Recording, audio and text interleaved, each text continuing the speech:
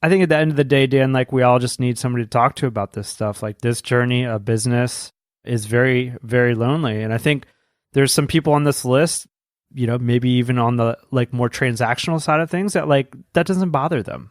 But a lot of people are bothered by the fact that this journey can be lonely, it can be hard, and that sometimes you just need somebody to talk to about it.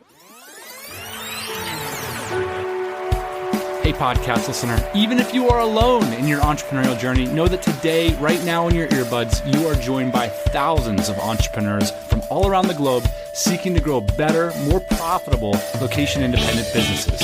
If you'd like to learn more about what we do and download our entire back catalog, check out tropicalmba.com.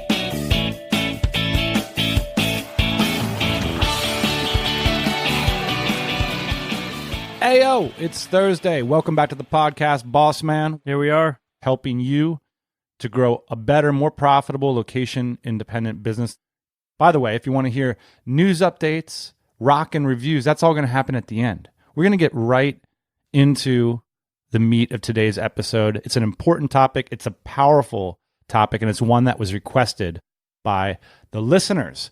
In fact, when prompted recently in a DC, that's a Dynamite Circle thread, a member posed the question, how important has your network been to your success? And this particular member was referencing the famous book on business networking by Keith Ferrazzi called Never Eat Alone.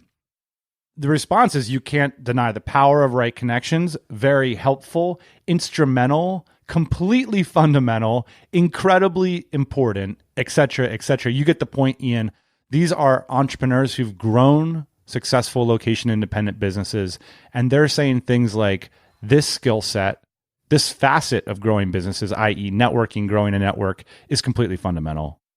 So what we're going to do today, Ian, is an episode in a few parts. At the beginning, me and you are going to get on our soapboxes and talk about our personal approaches to networking and share some tips and perspectives that might be useful to the listeners, whether you're going to a conference in the next few months or whether you're just picking up the telephone, talking to people in your industry.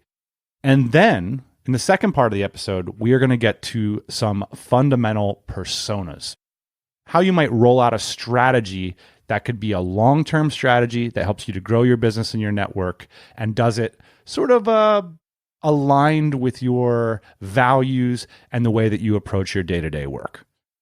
Everybody is different. I think, Dan, everybody has like kind of a different approach, like how they meet people, how they make friends, how they make business allies, things like that. And I think a lot of it is just due to different personalities. So I think what I'm looking forward to in this episode is going through these different personality types, like you said, and trying to figure out the best approach for you, which may not be necessarily the best approach for someone else. But before we do that, we are going to try to tap into some universal networking principles. So before we get started into this, Ian, I got to pose the question to you. How important has networking been to your business? I think it's a hard question to answer because when I look back at the types of things that propelled our business forward, like you try and figure out like how much of that came through relationships, and it all gets kind of muddy, right? Because you forget like, oh yeah, this person introduced me to that person and then this happened. And I think if I was going to say like how important is it to have other people around you that are doing interesting things or that are doing tangential things to your business, yeah, it's totally important. But it's hard to like point to that particular instance, like that particular phone call for me in my history of like, oh yeah, that's why this works now.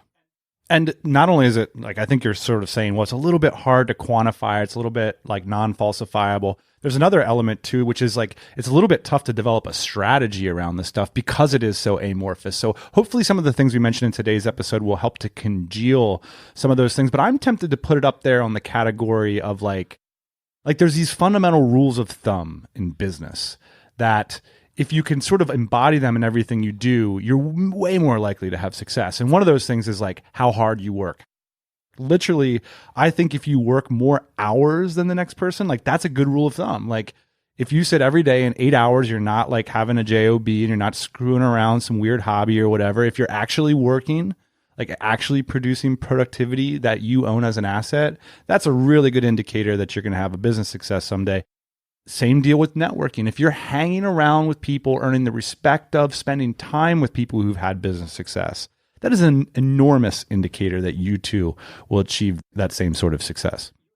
You and I lately, Dan, like late night at the bar talk, have been speaking about people with jobs, and like how they progress in their careers and like what happens at the top and all this stuff. And I think it's interesting that a lot of the people with jobs that have 30-year careers or whatever, it becomes less about the skill set and it becomes more about the network. It becomes more about the way that they're like moving through these organizations and how they get to the top and the kind of people that they have to have lunch with. I'll put this out there. I'm going to go out on a diving board here on the deep end just to see what the listenership thinks about it. I have met a handful of like people that work in the startup ecosystem that it's not clear to me that they actually know how to run a startup, but they did know how to like corral, say 5 to 10 important people on behalf of either an investment, an exit, or whatever. Like one of the interesting things about people that listen to this podcast, and I think this is sometimes the bootstrappers in the startup world, like worlds can collide, is like the people listening to this podcast actually know how to run a business. They're actually running a business. And of course you could critique me and say, well, moving millions of dollars here and there, that is a business. And I agree. But the skill set differential is radical, right? Sometimes you're right. Like in certain industries, in certain places, like just simply knowing the right people and convincing them to do 1 or 2 key actions is enough. You can build a whole career off of that. Correct. The point that I was trying to get to, which I think you summed up in one sentence, is you can build a whole career on networking. All right. So let's jump into our general networking tips. Of course, let's give the general caveat here that we are not experts in networking. I often eat alone. And here I am after 10 years. I'm still networked with you. I mean, I just cannot progress. It's funny. I eat alone a lot as well, and I actually enjoy it. So, all right. Number 1 tip. And this is a TMBA classic tip, which is that networking is a multiplier. I've always thought of it this way, that it really matters what you're coming to the table with. And we're going to talk about some free, simple, and easy things you can come to the table with that are really powerful in this episode. But it's important that you come to the table with something. If you're just meeting people, but you got nothing, 0 times meeting whomever is 0. The idea here is that you can make one connection, you can have one conversation with one person, and it can go much further than you could go on your own. Because they tell 5 other people, or something gets activated and like a whole chain of events happens. And I'll tell you what's powerful, like platforms, networks, relationships are enormously powerful. And a lot of people, they're going to use the excuse to say it's money. The wealthy people kind of hang out over there and they like have access to these country club things or these private exclusive events. And one thing I want to say to people who have this limiting mindset, the most powerful thing to get into those rooms, like the rooms where things are really happening, it's not money. Money is a commodity. It's a nice thing to have money for sure, but it's knowledge, it's expertise, it's care. Like these sorts of things are enormous competitive advantages. Like if, for example, you're a young person that doesn't have a lot of money, but you have done a PhD on your own over the last few years, reading every website, every newsletter, every book available on how to rank a website number 1 in Google, and then lo and behold, you did it to a few websites. Who do you think the powerful people want to meet? Do they want to meet the person who has X number of dollars randomly like every other rich person? Or do they want to meet the person who can actually get a website to number 1? This is the second networking tip that we have, which is knowledge is power. And this is so underappreciated. Like people want to be in the room with other people who know important things, and knowing important things is something that everybody has access to.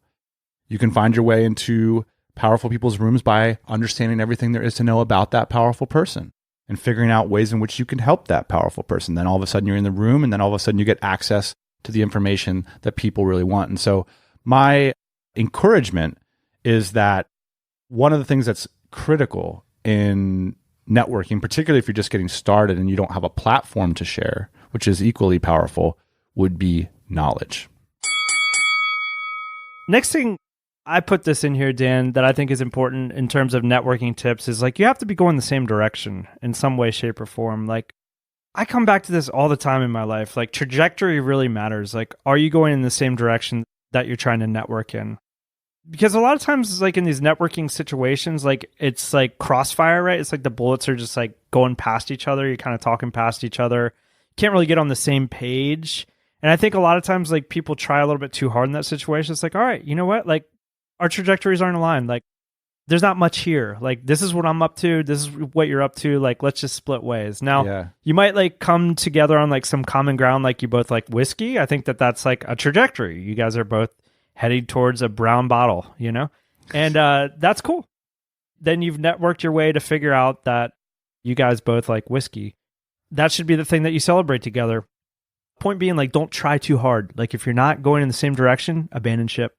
If we're going to stick with our metaphors and we're saying networking is a multiplier, and then you're trying to multiply your trajectory, trying to go up faster, you really got to know what your trajectory is, like what your intended flight path is. And you got to know yourself. And one of the things you can really get in trouble with is like the moment you come in contact with like a rocket ship that's going the different direction, you can be tempted to change your trajectory. Right? Like it flies by you and you're like, whoa, where's that looks going? Amazing. This is not a long-term strategy. You know, you got to know where you're headed, and then you'll find the appropriate multipliers. You're going to meet people that are fascinating to you in the short term. They're super successful or whatever, that hey, they're just not going the same direction, and that's got to be okay. Let's talk about an important principle we want to lay out here for the first time on the TMBA, which is how to be prepared for conferences, for meeting people in business situations, because this is a big problem. You got to be prepared with three things: an elevator pitch, an elevator offer, and an elevator hook. Elevator pitch, I think most people know what that is. But few people come prepared with it. Right. And look, it's not cool. And we're going to get to cool and not cool. It is not cool to show up to a business networking event without an elevator pitch. You owe it to yourself. You owe it to the other people in the room. You owe it to your business and your trajectory, your livelihood, to be prepared with a succinct and exciting, interesting description of what it is you do. So here's an elevator pitch at its core. And by the way, an elevator pitch, we talked about networking as a multiplier, come to something with the party. At minimum, come with an elevator pitch. Like that could be valuable to other people. It ought to be, right? So an elevator pitch is you say your name, you say what it is you do and how you do it differently. All right? So my name is Dan Andrews, and I help entrepreneurs find great talent. And what's unique about us is that we focus on small, bootstrapped companies with 100% remote teams. That's my elevator pitch. I think, Dan, a lot of people listening might think like, well, okay, that's good. Yeah, I have mine. And I think most people do have theirs if they spent 5 minutes thinking about it, because that's about as long as it takes. But I'll say this, you haven't practiced it, or you don't believe it, or you're not coming through with confidence. I think those three things are really important when you're delivering your pitch, is have confidence in it, practice it, and own it. I think the mental problem that a lot of us run into, and I feel this, is like, if you're doing a lot of things, it can be hard to say one thing. Yep. And you can kind of be like, well, I'm in between things and I'm this and I'm that. Like, drop all that noise. Like, you just met somebody in an elevator. They don't want to hear your whole life story. That comes out on the third date. This is very much like dating. Tell them how you have a pet goat and you have to like go home every 3 hours to like feed it and this and that. Don't tell them that on the first date. Just play it cool. This is what I'm good at. This is what I'm doing. And then eventually you can say all the things that are going wrong in your life, because you know what? All those things are going wrong in their life as well. All right. So do yourself a favor and come to the party with an elevator pitch. Everybody's going to like you a little bit better. Now, the next thing you can do is have an elevator offer. Now, an elevator offer is probably not something that you're going to give to everybody at the party, because now all of a sudden you're pushing things a step further and you're telling people 1 to 3 ways that you can work together. Oh, interesting, Dan. I have a business. It's a marketing firm. In fact, we have like 2 openings right now for junior marketers, and I can't find anybody good. I can't find anybody that I would hire right now. Yeah, so the elevator offer is going to be me outlining the 2 or 3 ways in which we work with clients. So I don't know if you guys have a job description written yet, but if you write our team at team@dynamitejobs.co, we can help you formulate your offer and we can boost it out to our list of nearly 25,000 active candidates. And we'll even suggest candidates that we think will be particularly good for your job. You can check out the service offerings and everything over at dynamitejobs.co. Cool. Interesting. Your elevator offer is something that will be given to like relevant prospects that seem interest, express interest and stuff like that. And Qualified. yeah, you might even follow up. It's like, hey, Ian, can I grab your card? I'll write on the back of it and I'll get the team to write to you, whatever. This is an elevator offer and, can be really powerful to targeted candidates. One thing that I'll mention about the elevator offer is it's got to be easy. You can't make me do a lot of work. You can't make me feel like I'm indebted to you already. Yeah. We just met. Like, your job, Dan, is to just make it be easy for me to understand the services that you offer, the product that you offer, and how I can interact with it. It's that simple. Let's move on to something that I want to call super baller. And I want to introduce this concept called the elevator hook. Because I think it's stickier. I think it's interesting.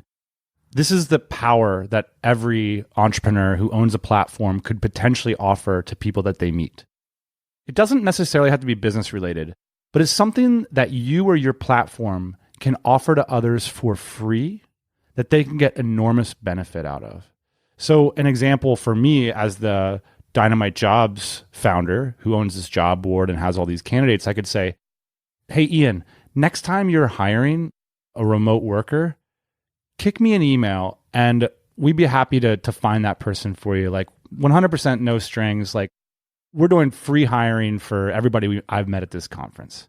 It's not even a call to action. It's just like, I've got this platform. We know each other now. It's an elevator hook. It's like no upsells, nothing shady. Just it's all yours to be had because now we know each other. It's an elevator hook. Couple things here. If I'm me and you're talking to me, I'll go, wow, that's pretty cool. Thank you, Dan. I really appreciate that. I'm going to walk away with something constructive for both of us. But I want to point out in this conversation that we just had, this role-playing conversation, it doesn't happen in 30 seconds.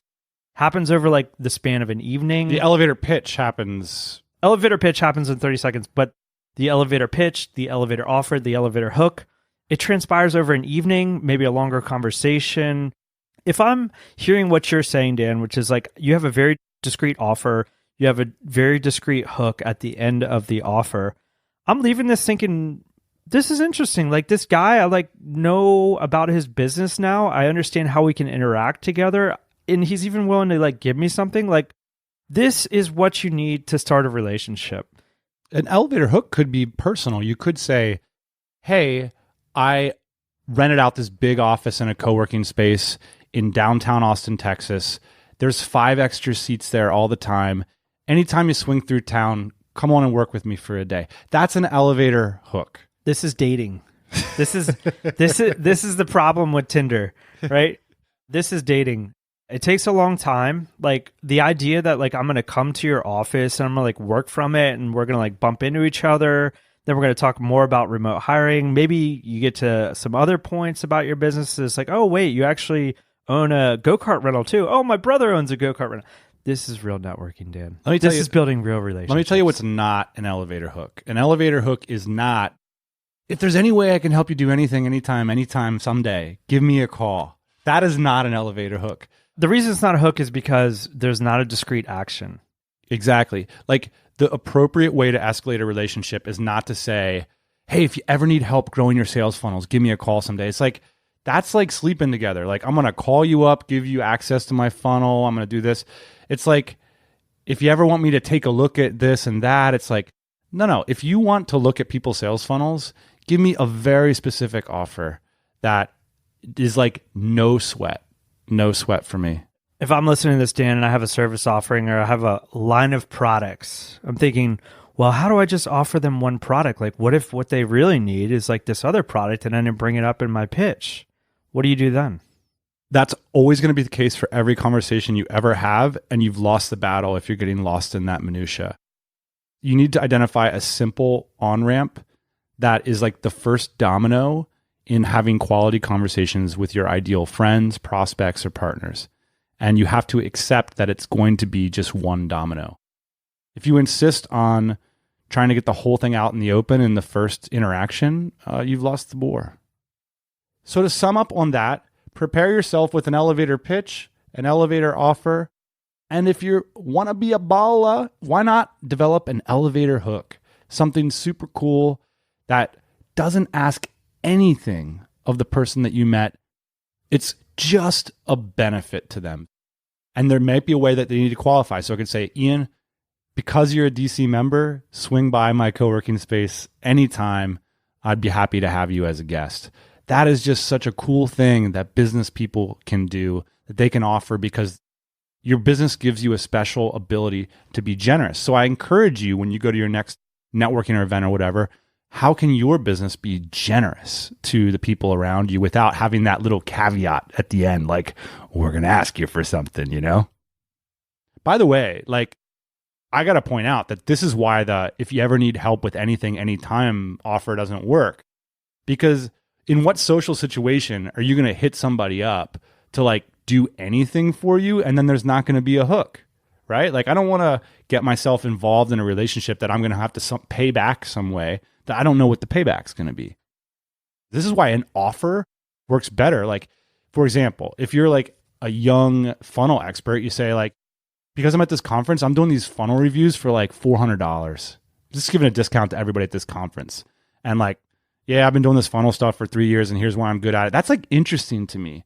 I really respect it. I really like what you're doing. If you need help with anything, funnels, anytime, that's not interesting to me, because I'm like, well, where's that going to go? Like, I'd much rather like the $400 thing and go get it and like have something clear. Help me welcome a new old sponsor to the show. Long-time listeners will definitely remember leading SEO specialist Travis Jameson's suite of companies, including Supremacy SEO and Sassicorn. Well, now they've rebranded as Smash.digital. Same incredible SEO insights and results, fresh new brand, and it looks really great. Go check it out over at Smash.digital. What they offer is simple yet essential, fully managed SEO services, link building, and SEO audits. But it's how they deliver that is unique. That's because they use the same tried and true strategies that Travis uses in his own personal portfolio of businesses, all of which depend on organic traffic. So in other words, these principles and strategies were learned through experience and with skin in the game.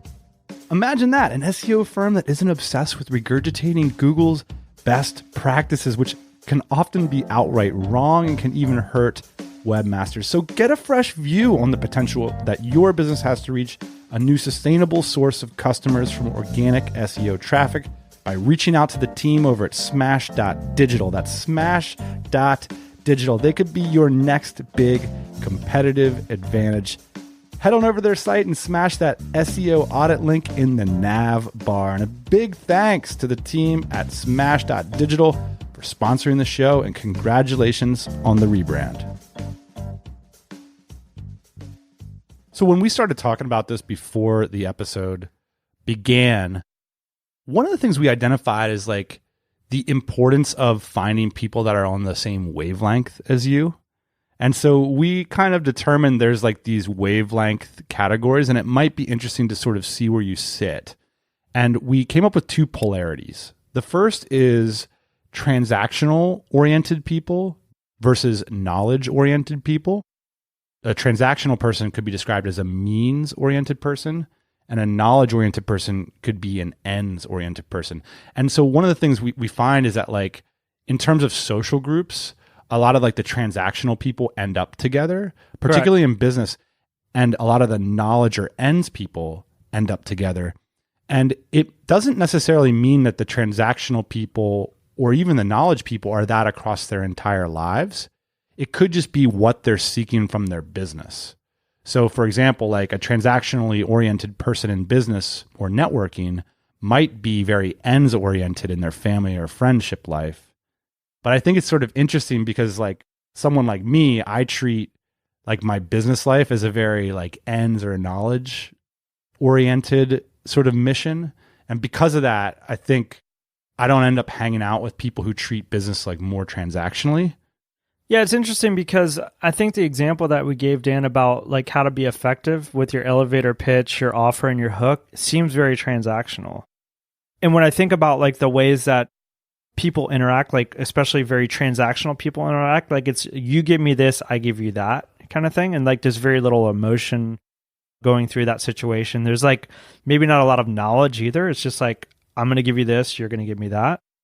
The pitch to me that we describe seems very transactional, but I think what's interesting about it potentially is that it leads to knowledge. Like if you guys can coordinate that transaction and like it's a successful transaction, it will lead to more knowledge-based conversations. Well, I'm not so sure because you could generate an elevator pitch, an elevator offer, and an elevator hook that lead towards more of a knowledge end than a specifically transactional end. So you could say, for example, I'm Dan Andrews.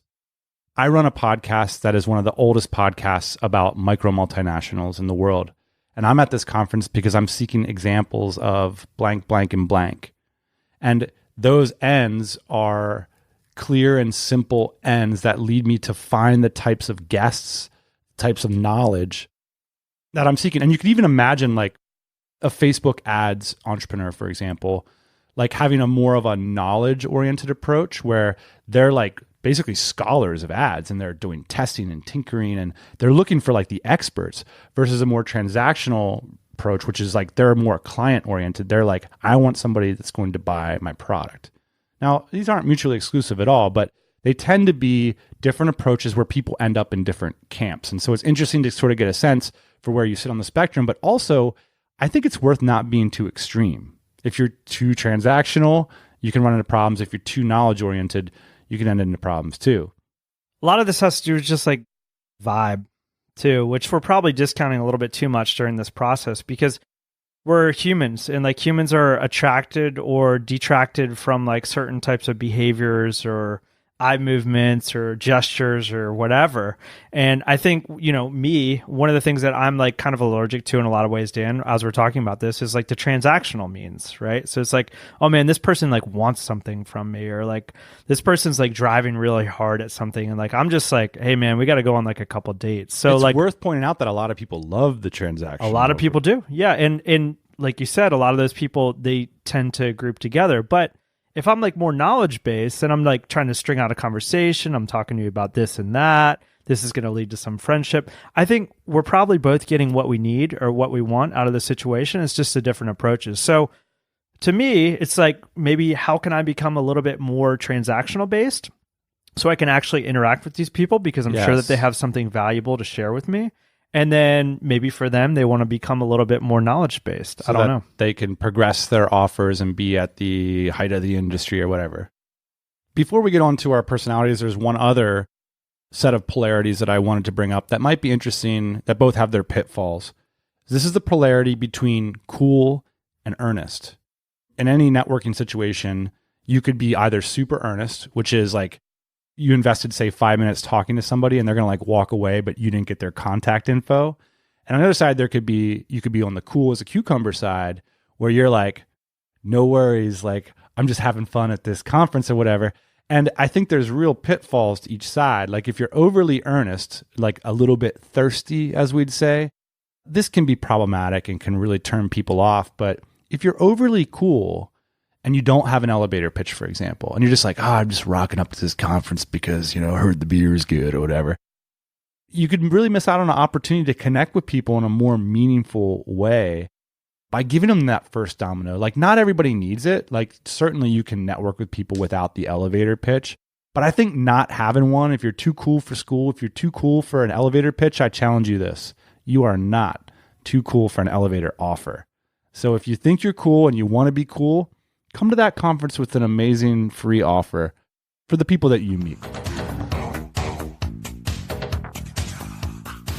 All right, Ian, to help maybe put some of these tips into practice, we're going to fall back on a classic TMBA ruse and introduce some shady, or maybe not so shady, characters. Start putting people in boxes. We're going to start putting people in boxes, exactly. And we're going to name them just whatever we want to name them. But what we're going to do here is try to talk about some personas, because if it is true that networking is this fundamental, absolutely important thing, then you need to have a plan in your life and your business that aligns with the way that you want to live and the way that you want to run a business. And there's different ways people approach this. So we're just going to lay out a few of them here today.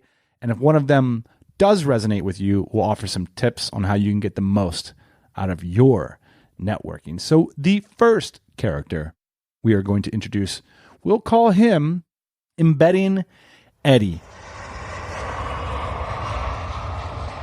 There's something universal in what Eddie is doing, which is he is recognizing that the people you're with, moment to moment, day to day, week to week, are ultimately the people that are going to have the biggest impact on you. And that thinking about how you relate to those people, the sorts of ideas that they're talking about, the sorts of transactions that they're involved in, ultimately are going to be the things that you're involved in. So one thing that you can do if you want to become Embedded Eddie is you can move to where it's happening. Yeah. Maybe you are in an industry and you are all alone where you live, but the industry is happening somewhere else. And this is, by the way, why a lot of people, digital nomads, people that are working online, move to places like Chiang Mai, because there's a lot of people there that are doing what they're doing. It makes a lot of sense in terms of networking and meeting other people that are growing the same types of businesses. So why not go and live with them? Yeah. This isn't possible for everybody, but it's an idea. Go to where your industry is.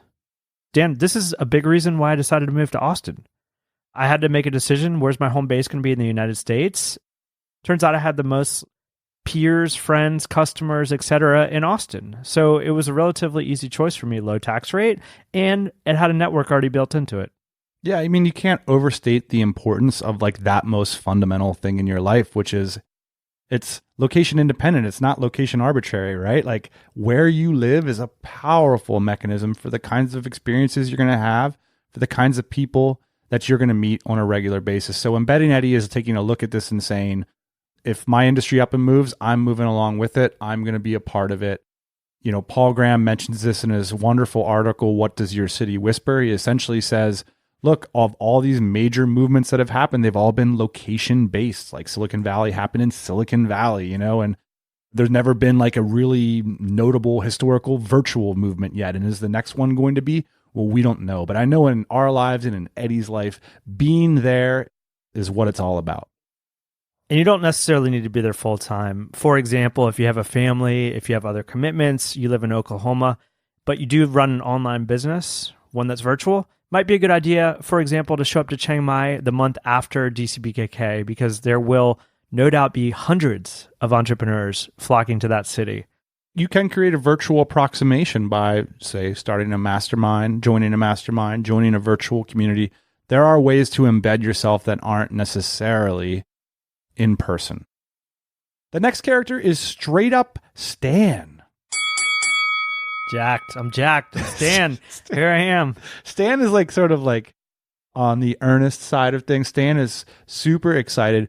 Stan has the elevator pitch, the elevator offer, and the elevator hook completely nailed cold. Blinders on, headed one direction, knows where he's at in life.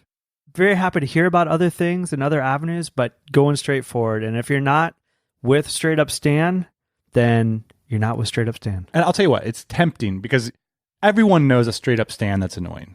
And it's like this person is just some sort of obsessed with themselves. They can't stop talking about themselves. But it's crazy because if you talk about yourself to 1,000 people and what you sell is like X number of dollars and like 5 of those 1,000 people like Straight Up Stan or resonate with the message and they opt in and they pay X amount, you could like build a business off of this crazy like pathological repeat engine of talking about yourself all the time. But that doesn't mean that there aren't great straight up Stans and that you can't be a stand up, straight up character. It's just all about how you approach it. And the reality is whether or not you think it's cool or not, being straight up about what you do and what you're trying to do in the world can be a very effective networking strategy. The next character is a Salon Sue.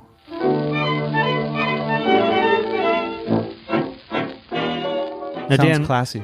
What is a salon in this context? So a salon is a word that's used to describe like a party that you host where the whole point of the party is for like interesting and diverse people to meet each other, particularly people that have interesting ideas about the world, or they might be luminaries in their particular field. So it comes from a sort of party that became popular in Paris. Like, I'm going to invite this author and this politician and this scientist, and we're going to put everybody in the room and see what interesting things come about. Connectors, basically.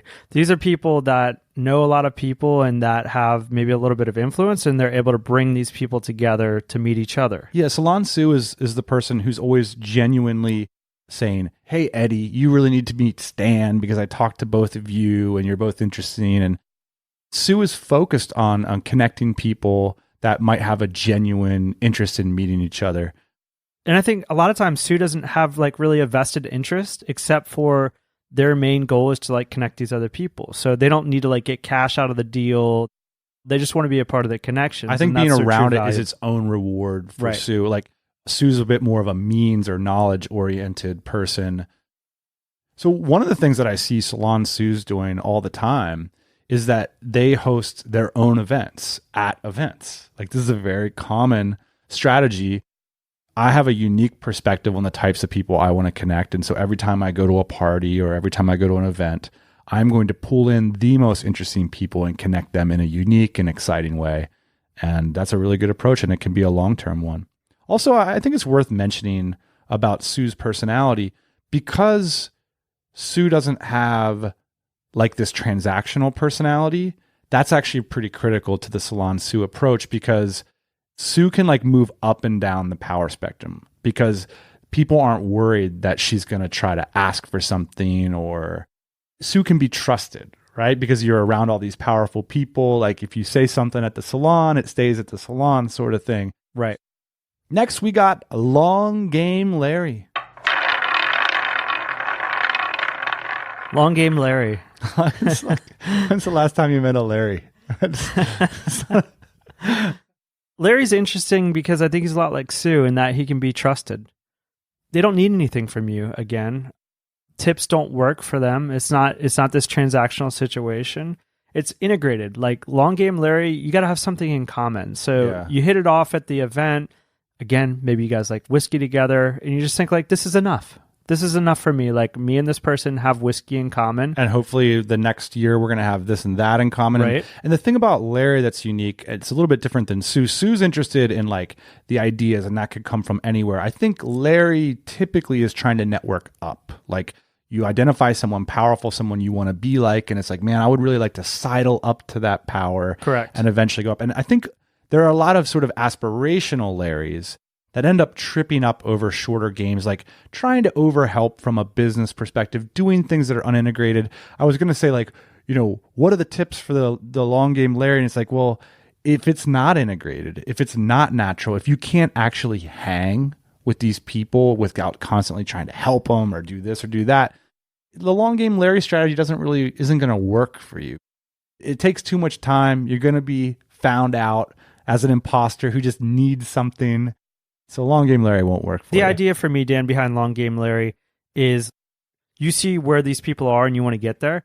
And you think like, guys, I'm going to get there. And you truly believe it. I'm building my engine. I'm building my network. I'm doing all this stuff. It's going to take me some time. So in the meantime, let's connect over whiskey or whatever it is. And like, next week, I'm going to be better. Next week, I'm going to be better. And eventually we're going to be able to sit at this table together eye to eye and like talk about some higher level things.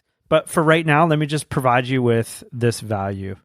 And it is a long game. And I do think most of the time, like you said, if you're just continuously like giving and giving as Long Game Larry and you're not pushing forward like with yourself, I guess, it can be problematic. So I think if you're Long Game Larry, you really have to be on like the upward trajectory. And this is like a way to get a foot in the door. Fair enough. Finally, we've got Let's Be Friends, Fred. How you doing? Fred's out there looking for a genuine connection. And this is like a little bit of an anti-fragile strategy, because the worst case scenario, if you walk into this as a Fred and you're looking for a genuine connection with other people, is you're going to have a few friends. Yeah. Which is more valuable than a business connection at the end of the day. So one of the things that I think Let's Be Friends Fred does differently than a lot of the other personas is that they offer up a vulnerability pretty early in the game.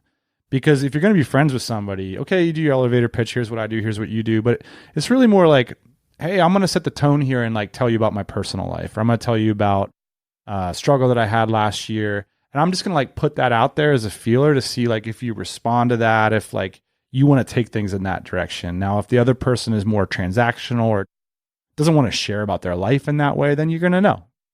The other thing is that like if they do share about their life and they express back to you values that you don't agree with or that you don't think are that interesting or don't vibe with, then you know right away too. So I do think like if your persona is more like a Fred, I think starting with like the vulnerable salvo that's personal is like a really good strategy, because you might walk out of a conference then with like 3 or 4 like deep conversations where you could imagine like saying, hey, like next year at this conference, I'm coming a few days early. Do you want to take a trip together? Do you want to meet up at this place? And like, that's how friendships, like you can get the ball rolling on those things.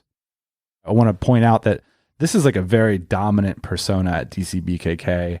I think people, different conferences attract different approaches and personas, but I think you see a lot of this vulnerability and this idea of, hey, if I can walk out of here with a few friends that are like in the same struggle as me right now, that's going to be huge, like the advice, the information, like a few deals, all great. Having like someone to take the journey with is an enormous benefit. I mean, it's half the reason I think why people get into business partnerships, Dan, because it's like, let's be friends, man. Let's like struggle through this together. Here we are sitting here together talking about this. I just want somebody to talk to about this stuff, and then they end up falling into a business partnership, good or bad. But I think at the end of the day, Dan, like we all just need somebody to talk to about this stuff. Like this journey of business is very, very lonely. And I think there's some people on this list, maybe even on the like more transactional side of things that like, that doesn't bother them. But a lot of people are bothered by the fact that this journey can be lonely and that it can be hard and that sometimes you just need somebody to talk to about it. Sometimes you just want to meet Fred. Well, boss man, that is our episode on networking. Let us know if you have any networking tips, any favorite books. Of course, probably the seminal work, at least in the listenership here, is Never Eat Alone by Keith Ferrazzi. I don't mind the book. It doesn't like deeply resonate with me, but I do agree with the core premise of the book, which is having a system in your business or an approach that's consistent, that's daily, weekly, monthly, that's about getting into relationships that are powerful, that align with your values. Even these fantasyland business ideas where you think it's going to be you're sneaking off to your laptop at night and making big money and then you're living a normal life or whatever. You meet the people who have those business models that you think are like that, and it turns out it's all relationships. They know the right people. They know the other people that are having the similar kind of success. Yep. And if you don't have a system to get out there and meet the people and you're trying to figure out the tactics and strategies, again, come back to the top of the episode. Let's just stick with the basics. Number 1, how much time are you working in terms of generating your own assets? Number 2, who do you know that's relevant? Who do you know that's doing the same exact thing that can help you along the path? Final thought for me, Dan, on this. A lot of times these ideas come across, I think, as like a little sleazy or like contrived, just because like there's this idea that I'm going to be somebody that I'm not to be able to get something that I want. And I hope that what we've done to this episode is like show people how they might approach these types of networking events and these types of relationships in a way that's like has cohesion with who they are. Be authentic. Yeah, in a way that you can be authentic with yourself and like not be sleazy, basically. It's the theme of the whole show, which is that the amount of businesses you can run and the amount of ways that you can run them are so enormous nowadays that you can choose something that's in line with you. Number 1 is knowing who you are. Knowing what's authentic to you is so critical to be an effective networker, because if you have no backbone, if you have no sense of where you're going or who you are or who you think's full of shit and who you think's great, then your networking is going to be whack, straight up. So knowing who you are, being authentic is a key part of this. And that doesn't mean you don't need to have a system behind it that gets you regularly engaged with those wonderful people that can help you grow. Thank you, wonderful people, for listening to us this week. Of course, we are going to do a regular segment on this week's show. I think we won't bother with the news this week. Instead, we'll just start with the reviews. Rockin' reviews, Dan. This week again, we had to agree on something. It took 20, maybe 30 minutes, and you're only halfway agreed to it. This is Tame Impala. The song is The Movement.